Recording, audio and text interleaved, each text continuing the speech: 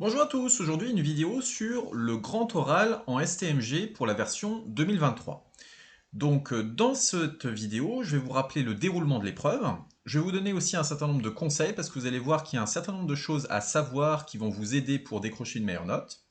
Et puis pour terminer la vidéo, je vais vous montrer comment nous, en tant que prof, on va vous évaluer pour vous donner la note finale. Et donc vous allez voir les critères sur lesquels on vous attend lors de cette épreuve du grand oral. Alors déjà, quelques rappels de base par rapport à cette épreuve du grand oral. Donc déjà, je vous rappelle que vous allez commencer par 20 minutes de préparation, dans lesquelles vous allez pouvoir travailler au brouillon, puis après, vous allez passer devant le jury pendant 20 minutes.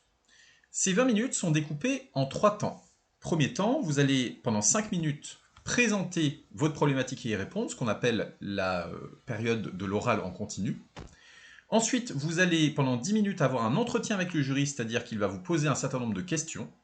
Et enfin, vous allez parler pendant les 5 dernières minutes de votre projet professionnel. Je vous rappelle que cette épreuve est importante puisqu'elle a un coefficient de 14. Alors, sans plus attendre, regardons étape par étape ce qu'on attend de vous lors de cette épreuve du grand oral.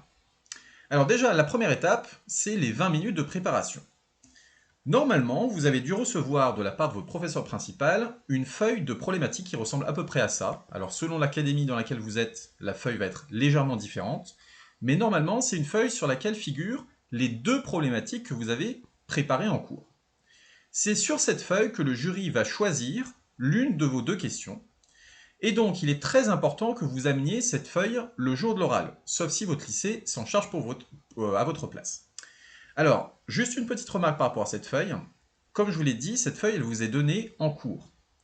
Et donc, attention à bien être présent lors des dernières semaines pendant lesquelles votre professeur principal va vous donner cette feuille, puisque ce qui arrive très souvent lorsqu'on corrige les grands oraux, c'est qu'on ait des élèves qui n'aient pas cette feuille, justement. Ou alors que cette feuille n'ait pas été signée par l'établissement ou par un des professeurs, et ça donne une très mauvaise impression au jury parce que ça donne l'idée que vous avez été absentéiste en fin d'année.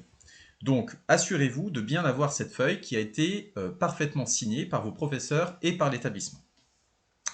Donc, comme je l'ai dit, 20 minutes de préparation pendant lesquelles le jury va vous indiquer laquelle des questions il a retenues. Et donc, pendant 20 minutes, vous allez préparer au brouillon vos notes auxquelles vous allez avoir accès pendant votre oral.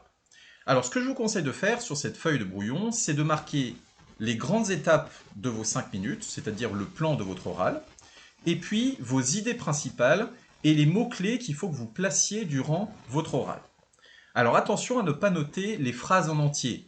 Attention à ne pas que ça se transforme en une lecture de votre feuille. Parce que ça, si vous faites ça, ça va être pénalisé lors du grand oral. Juste une chose, vous avez la possibilité, si vous le souhaitez, à un moment dans votre oral, de montrer un schéma au jury. Donc vous pouvez, lors de ces 20 minutes de préparation, au brouillon, préparer un schéma qui va vous aider à illustrer quelque chose que vous allez dire lors de votre oral. Deuxième étape, c'est évidemment donc le passage à l'oral devant le jury. Et donc comme je l'avais expliqué, il y a 3 temps dans cet oral. Première étape de cet oral, qui dure donc 20 minutes en tout, c'est la prise de parole au continu qui va durer 5 minutes. Alors, ce que je vous conseille de faire pendant ces 5 minutes, c'est de faire les choses suivantes. Pendant les 30 premières secondes, à peu près évidemment, vous allez vous présenter et présenter rapidement l'entreprise sur laquelle vous allez travailler. Vous allez expliquer pourquoi vous avez choisi cette entreprise et vous allez la présenter rapidement de manière à ce que le jury comprenne ce que fait cette entreprise et quelles caractéristiques principales elle a. Alors attention, vous ne devez pas décrire totalement l'entreprise, vous n'allez pas devoir faire une caractérisation en entier, simplement les caractéristiques principales. Ensuite, pendant 1 minute à peu près, vous allez présenter votre démarche et expliquer pourquoi vous vous êtes posé cette question qui a été retenue par le jury. Alors dans cette minute, vous allez expliquer ce que vous avez fait pour chercher vos informations, quelles sont les sources de vos informations. Donc là, vous allez par exemple dire que voilà, vous avez interviewé le dirigeant de cette entreprise, vous allez chercher des informations sur tel site, etc., etc. Et surtout, vous allez justifier votre problématique. Le plus souvent, ce qui est recommandé, c'est de faire un diagnostic de l'entreprise. Vous allez dire que voilà, j'ai repéré telle force, telle faiblesse dans l'entreprise, telle opportunité, telle menace, et donc, je me suis en conséquence posé la question suivante, et là, vous vous rappelez la problématique que vous avez choisie. Ensuite, évidemment, pendant 3 minutes, vous allez répondre à votre problématique. Donc vous allez y répondre grâce à un plan que vous avez formulé. Et donc, pendant 3 minutes, vous allez proposer des solutions pour résoudre le problème que vous avez identifié. Alors, dans ces solutions, vous allez évidemment présenter les avantages des solutions que vous avez retenues, mais aussi leurs limites. Et surtout, vous allez devoir montrer pourquoi est-ce que ça répond bien à la problématique qui a été posée. N'oubliez pas que au grand oral, vous devez faire une démonstration, vous devez prouver des choses, et donc, il faut absolument que vous montriez le lien entre ce que vous dites et la problématique. Et puis enfin, pendant environ 30 secondes, vous allez terminer par une conclusion, c'est-à-dire résumer rapidement ce que vous avez dit pendant ces 5 minutes, et puis éventuellement faire une ouverture, par exemple sur votre deuxième problématique. Alors une fois que vous avez fait ces 5 minutes d'oral en continu, arrive l'entretien avec le jury qui va durer environ 10 minutes. Donc là, le jury va vous poser des questions. Et ce qu'il faut savoir, donc ça c'est une information importante, c'est que dans l'immense majorité des cas, vous aurez dans le jury 2 personnes. Un professeur de votre spécialité, donc par exemple si vous faites de la mercatique, eh bien, il y aura un professeur de mercatique forcément, et il sera accompagné d'un professeur qui le plus souvent sera un professeur d'économie de droit. Ça veut dire quoi? Ça veut dire que dans les questions qui vous seront posées, vous aurez essentiellement des questions par rapport à votre spécialité, mais vous pouvez aussi avoir des questions soit sur de l'économie, soit sur du droit.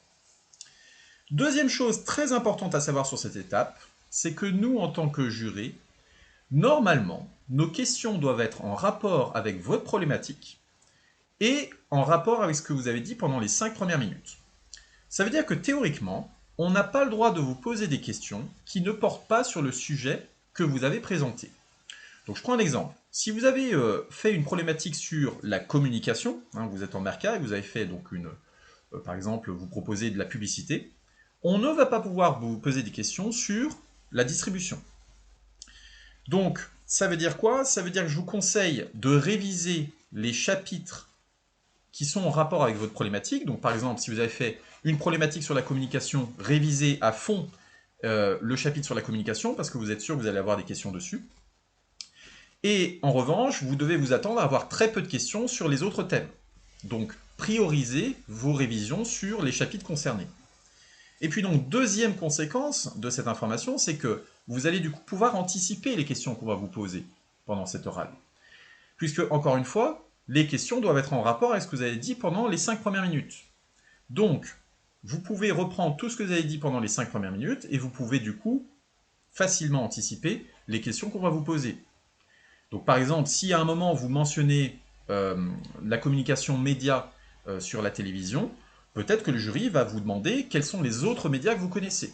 Donc vous allez pouvoir anticiper un petit peu les questions qu'on va vous poser, et donc vous allez pouvoir réviser en conséquence.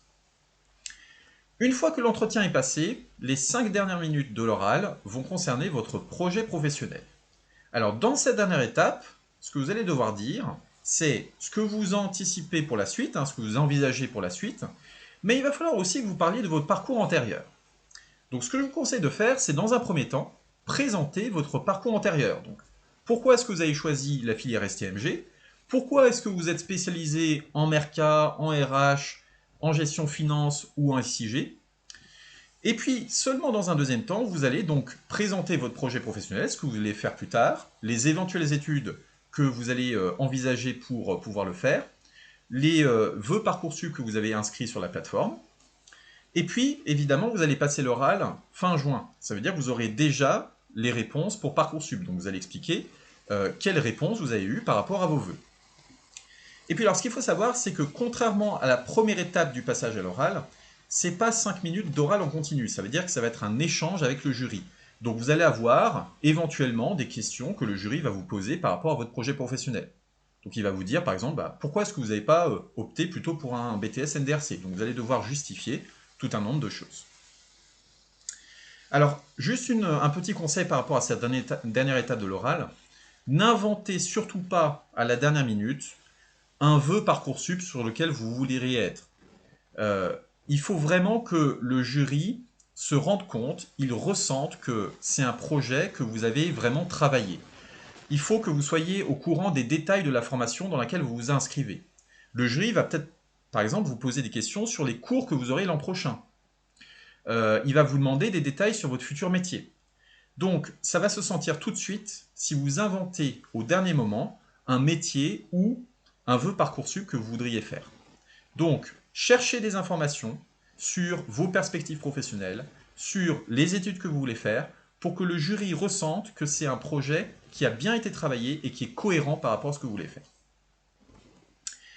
Je termine cette vidéo par un dernier point. Comment est-ce que nous, en tant que prof, on évalue le grand oral? Donc, quels sont les critères sur lesquels on vous évalue? Et donc, comment, du coup, avoir une bonne note lors de cette épreuve? Alors, ce qu'il faut savoir, c'est que nous, on a une grille de correction dans laquelle on évalue 5 critères. Premier critère, c'est la qualité orale de l'épreuve. Alors là-dedans, on va évaluer, est-ce que vous utilisez bien votre voix? Est-ce que votre voix est dynamique? Est-ce que vous n'êtes pas trop monocorde, par exemple? Est-ce que vous utilisez un vocabulaire adapté? Et est-ce que vous êtes à l'aise à l'oral? Donc ça, c'est un critère de forme. Ensuite, deuxième critère, la qualité de la prise de parole en continu.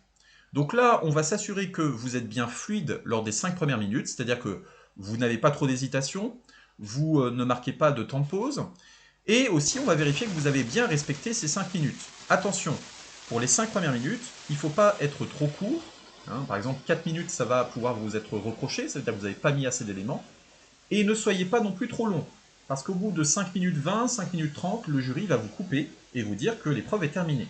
Et donc si vous n'avez pas terminé vos propos au moment où il vous coupe, eh bien ça va être évidemment sanctionné. Troisième critère sur lequel on vous évalue, c'est évidemment le fond, c'est-à-dire la qualité des connaissances. Est-ce que vous avez utilisé les bons mots-clés? Est-ce que vous avez bien répondu aux questions posées par le jury? Quatrième critère, la qualité de l'interaction. Lors des 10 minutes d'entretien, est-ce que vous avez bien répondu aux questions posées? Est-ce qu'il y a bien eu un dialogue entre vous et le jury? Donc tout ça va être vérifié lors de ce quatrième critère. Et puis enfin, la qualité et la construction de l'argumentation. Donc comme je l'ai dit tout à l'heure, ce qui est essentiel au grand oral, c'est de faire une démonstration. On veut que vous prouviez des choses et non pas que vous décriviez des choses. Il ne faut pas que votre grand oral consiste à faire une liste de choses, une liste de cours. Il faut vraiment que vous prouviez des choses. Et donc c'est dans ce critère qu'on va évaluer tout ça. Donc vous voyez, il y a 5 critères. Donc en gros, ils sont tous évalués sur 4 points, ce qui vous donne une note sur 20. Et ce que vous remarquez, c'est qu'en fait, il y a beaucoup plus de critères sur la forme, c'est-à-dire est-ce que vous êtes à l'aise à l'oral, est-ce que vous présentez bien les choses, plutôt que sur le fond. Donc, soignez particulièrement la forme de votre oral. Voilà, donc j'espère que cette vidéo vous aura mieux aidé à comprendre comment fonctionne cette épreuve du grand oral en STMG, et je vous souhaite évidemment bonne chance pour cette épreuve et pour l'obtention de l'examen.